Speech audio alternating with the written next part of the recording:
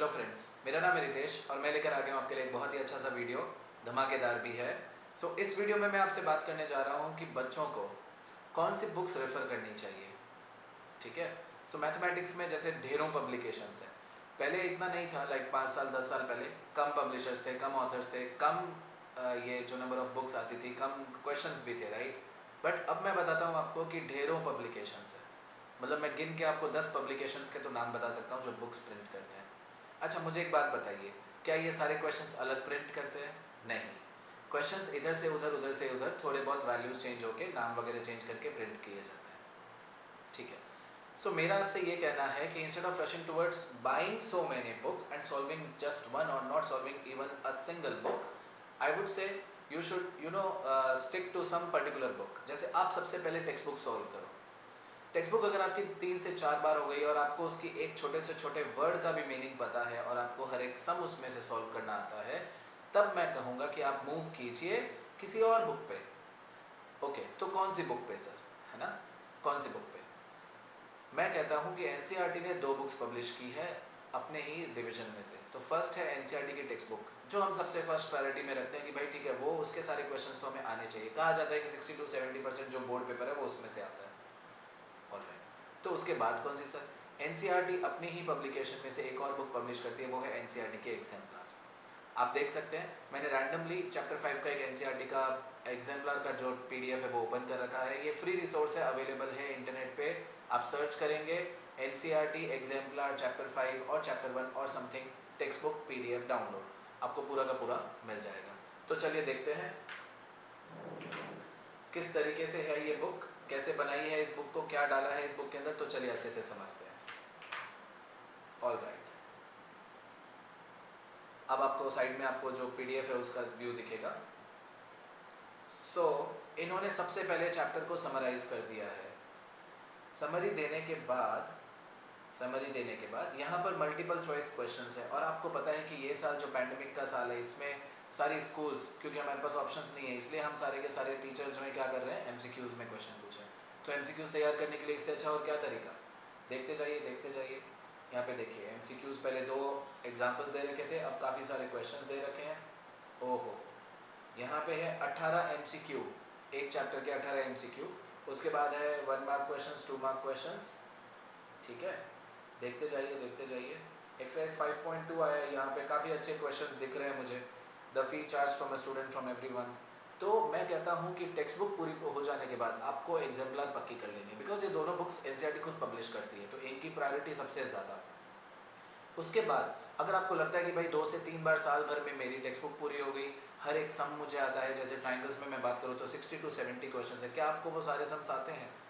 अगर आपको आते हैं तो आप जाइए दूसरी बुक में से सॉल्व करने के लिए, और मैं कहूँगा second book should be exemplar. ये 2 बुक्स हो गई। इसके बाद आप क्या कीजिए, अब आपको लग रहा है कि नहीं मेरा कोटा भर गया है, इतना ही होगा मेरे से, तो बुक मत खरीदिए।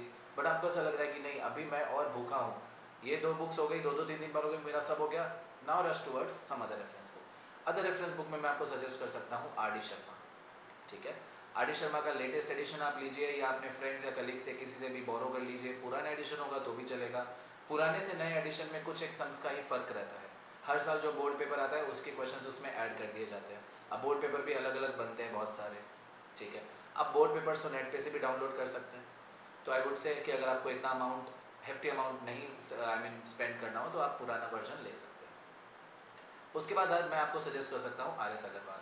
अब जैसी बुक्स की अवेलेबिलिटी है आपके एरिया में, जैसी बुक्स की अवेलेबिलिटी है आपके नज़दीकी शॉप्स वगैरह में, तो आप वो खरीद सकते हैं। आर डी शर्मा हो गया, आर एस अग्रवाल हो गया। उसके बाद अरिहंत पब्लिकेशन की all in one is a good book, काफ़ी अच्छे क्वेश्चंस आते हैं। फिर उसके बाद क्वेश्चन बैंक्स निकालेंगी ओसवाल पब्लिकेशंस। क्वेश्चन बैंक में आपको सजेस्ट करता हूँ कि अगर आप नहीं खरीदना चाहते हैं, अगर आपको नहीं खरीदने की इच्छा, आपको नहीं खर्चा करना, बिकॉज ये वन टाइम एक्सपेंडिचर है, आपको इतना इसको ज़िंदगी भर आप नहीं पढ़ने वाले, राइट। आप इसको एक लॉन्ग पीरियड के लिए भी नहीं पढ़ने वाले। Suppose spending 2 to 3,000 rupees on books for this for just 1 board exam, I think कि ये ज़रूरी नहीं है। बिकॉज क्यों ज़रूरी है, बट आप इसका ऑल्टरनेटिव देखिए, आपको खरीदने की ज़रूरत ही नहीं है। खैर, आप नेट पे देखिए फ्री रिसोर्सेज कितना अवेलेबल है। फ्री रिसोर्सेज की लिंक मैं डिस्क्रिप्शन बॉक्स में नीचे डाल दूँगा, तो आप पूरा का पूरा क्वेश्चन बैंक डाउनलोड कर सकते हैं, आपको बुक खरीदने की ज़रूरत नहीं है। और हाँ, जो फ्री रिसोर्स की बात मैं कर रहा हूँ उसमें उन्होंने हर चैप्टर के 50 से 60 MCQs डाले हैं। तो देखिए ये हो गया, टेक्स्ट बुक हो गया, एग्जाम्पलर हो गया, और कितना चाहिए आपको बताइए। तो चलिए इधर देखिए, और फिर शॉर्ट आंसर क्वेश्चन है, एग्जाम्पल्स भी हैं काफ़ी सारे, और एक्सरसाइज 5.3 यहाँ पे शुरू हुआ है अभी, और इसके अंदर देखिए बहुत सारे क्वेश्चंस है, AN रिलेटेड क्वेश्चंस है, SN रिलेटेड। ये तो जस्ट मैं एक चैप्टर का एग्जांपल दे रहा हूँ, चैप्टर 5 के लिए इतना सारा कंटेंट है। ओ गॉड, 35 क्वेश्चंस है एक्सरसाइज 5.3 में, और अभी तो लॉन्ग आंसर क्वेश्चंस आने बाकी हैं। तो अरे भाई आप इतना कीजिए ना, आर.डी. शर्मा, RS अग्रवाल की ज़रूरत नहीं है, आपको खरीदने की ज़रूरत नहीं पड़ेगी, राइट। अब देखिए एक्सरसाइज 5.4 में कितने क्वेश्चंस और हैं, 10 लॉन्ग क्वेश्चंस और दिए हुए हैं। तो मुझे लगता है कि अगर आप इतनी तैयारी भी थरली कर लो, तो मुझे नहीं लगता कि आपको किसी और बुक खरीदने की ज़रूरत है। बिकॉज मैंने बच्चों को देखा है बेड पे ऐसे बुक्स फैला के बैठे, और ये पता नहीं कि कहाँ से पढ़ना है। मैंने बच्चों को ये करते हुए भी देखा है कि सर हमारी एग्ज़ाम में से जो पेपर आया ना, वो MBD में से प्रिंट किया, यहाँ से प्रिंट किया, तो वो बुक खरीद ली।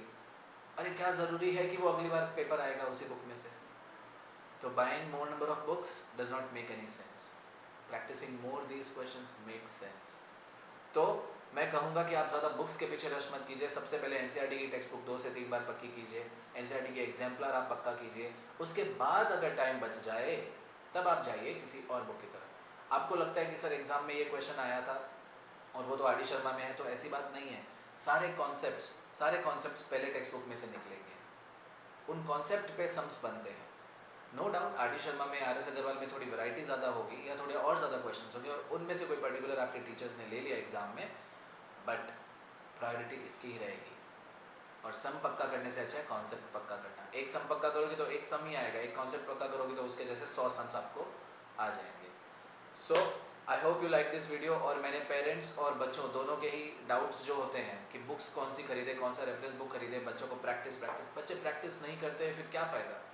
मैंने ये भी देखा है कि बच्चे पूरी की पूरी नई की नई आर.डी. शर्मा खरीद के पास ऑन कर देते हैं अपने जूनियर्स को, क्या मतलब हुआ, राइट। तो ऐसे गलती ना करें, सिस्टमेटिकली पढ़ें कि मुझे इतना करना है और इसमें एकदम बेस्ट करना है।